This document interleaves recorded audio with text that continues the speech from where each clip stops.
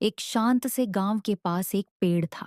उस पेड़ पर गुंजन और मुन्ना नाम के दो प्यारे पंछी रहते थे। दोनों बचपन से ही साथ थे। सुबह की पहली किरण पर वे आसमान में उड़ान भरते, खेतों में जाकर दाना छुकते और शाम होते ही अपने घोंसले में लौट आते। गुंजन बहुत बहादुर थी, हमेशा नए नए जगहों पर उड़ने का शौक रखती थी। वहीं मुन्ना थोड़ा डरपोक था। उसे हमेशा यही चिंता रहती थी कि कहीं खतरा ना आ जाए। लेकिन उनकी यही अलग अलग आदतें उनकी दोस्ती को और मजबूत बनाती थीं। एक दिन गुंजन ने कहा, मुन्ना, क्यों ना हम नदी के उस पार उड़कर देखें? वहां के खेत और बागा कितने हरे भरे लगते हैं। मुन्ना ने हिचकिचाकर कहा, नदी के उस पार इंसान रहते हैं, उनके जालों और तीरों से हमें खतरा हो सकता है।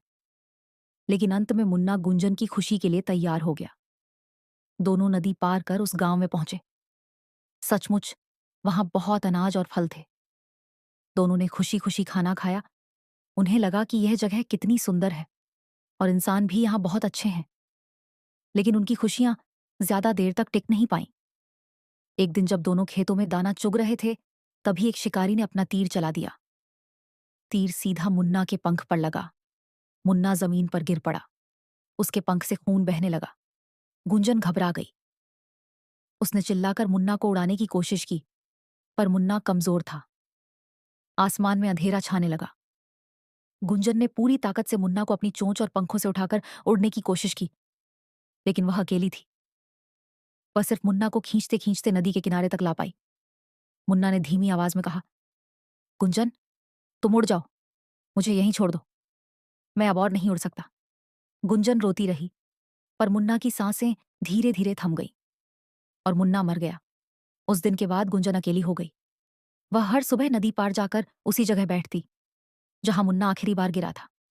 उसकी आंखों से आंसू बहते और उसकी चहचहाहट अब सिसकियों जैसी लगती। गांव वाले जब उसे सुनते तो कहते, देखो, यह उस पंछी की पुकार है जिसने अपना साथी खो दिया। और इस तरह जंगल और गांव के सारे जीवों को यह सीख मिली कि दोस्ती अगर सच्ची हो तो मरने के बाद तक नहीं टूटती। गुंजन अकेली रह गई, लेकिन उसने जीना नहीं छोड़ा। ये सीख देता है कि चाहे दुख कितना भी गहरा क्यों ना हो, जीवन आगे बढ़ाना जरूरी है। ये कहानी हमें सिखाती है कि हमें अपनों की कद्र करनी चाहिए, दोस्ती और रिश्तों को संजोकर रखना चाहिए और यह समझना चाहिए कि जीवन का सबसे बड़ा खजाना सच्चा साथ है। आज की कहानी में बस इतना ही।